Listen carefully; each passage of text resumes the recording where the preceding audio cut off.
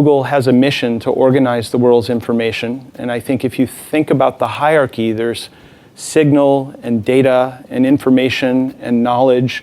And at the very top of the pyramid is wisdom. And I wondered if you could comment a little bit on what you understand to be the difference between information and wisdom. Of course, with the technological revolution, information revolution, digital revolution, whatever you call it, there's an enormous amount of knowledge available to everybody, almost the whole of the world's knowledge, and there's the interconnectedness between people and so on. That's all very good, of course, to have all that accessible to you.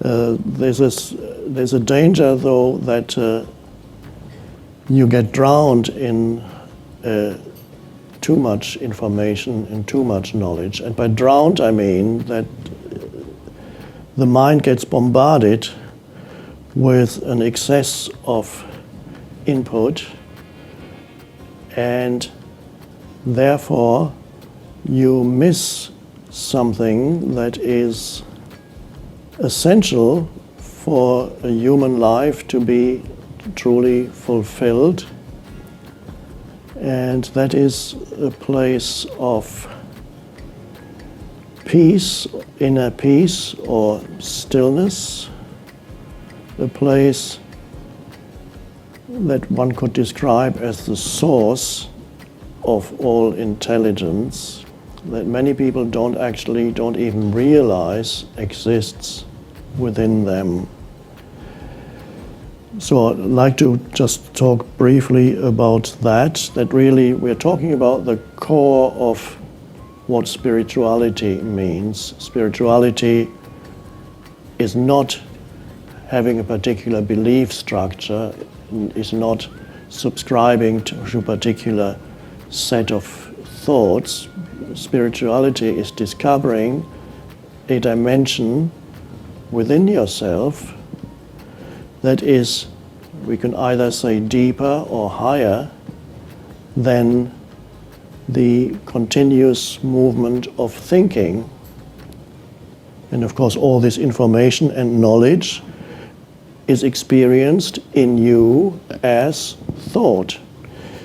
So the thinking mind has always been active for many thousands of years in humans, but now it's even more active than before because it gets energized by the incredible increase in input. Before, all you had was the simple sensory input in your immediate surroundings. Then later came books, so you have the added input of that. And then gradually came the mass media, and now this incredible revolution of information technology, computers, and so on. So it energizes that movement of thought that's taking place in every human, which in itself is not necessarily a bad thing. It only becomes a bad thing and self-destructive thing if that is all you experience inside you, in your consciousness. If all you ever experience is that, I call it sometimes mental noise, then you begin to derive your identity from the thoughts in your head, what the thoughts tell you about yourself, and you are trapped in that identity that is based on identification with thinking. All spiritual teachings point to the possibility of finding something in you that is deeper than thinking, a space, a stillness that's always there. And the informational excess of information, you can only successfully deal with that if you have a balance in your consciousness between using your mind to absorb information, to put out new information, to work on the information that you have taken in, input. If you have a balance between that and something that is deeper than thought in you.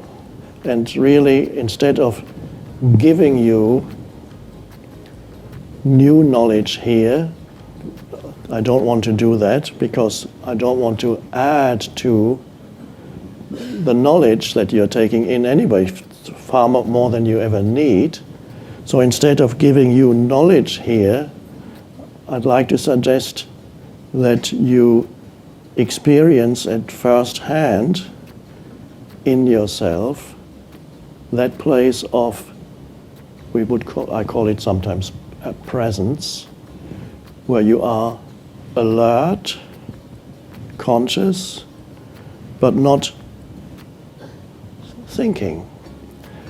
And every creative person has some access to that realm. If you have a truly creative insight, you have to go to that place that is deeper than analytical thinking. Analytical thinking itself, or processing information, is not creative. So to find a new solution to a problem in your life requires some creative insight. So whether it's a problem in your work situation or your personal life or something that you need to build or do and you have come to a dead end, or you want to create something, whatever it is, a work of art or a new system for the computer, I don't know the expressions for that, you need to go to the place where creativity arises. And every human who is creative has some access to that, even if they don't know it. But it's not only the place where creativity arises, it's also the place that gives sanity to your life. To find a place of stillness, peace, aliveness, where you are not burdened by a lot of the time, unnecessary mental noise. So when you do start thinking again, it actually can be more productive. So where is that place? How do you find that place? If it's there in everyone, how do I realize that within myself? That's really the question.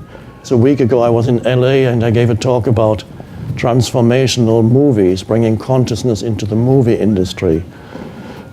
I gave as an example 2 movies by Clint Eastwood. An early one, I think it was called Dirty Harry, and although it's a very entertaining movie, it's quite satisfying to watch because the bad guy gets killed in the end. Nevertheless, it's not a transformational movie. In the end, you might remember the memorable lines, "Make my day," when he is about to shoot the bad guy, "Make my day, punk." And that's the most satisfying moment in the movie for the viewer. Not a transformational, but entertaining movie. And then 30 years later, Clint Eastwood made a movie again about bad guys. And that movie was called Gran Torino. If you haven't seen it, I recommend that you see it. And that perhaps shows a shift in his own evolution, because again, we are faced with bad guys, but how that is resolved in the end is very different from the early movie. I'm not telling you how here, because if you haven't seen it, you want to experience it for yourself. So that's transformational, Gran Torino. It's the same actor, and I think Clint Eastwood directed the Gran Torino one. So that probably shows the evolution of his own consciousness from the early stage to the later stage. But here, this really is a reflection of life. You can resist continuously life, or you can internally align yourself with life so that your life becomes a good movie rather than a bad movie.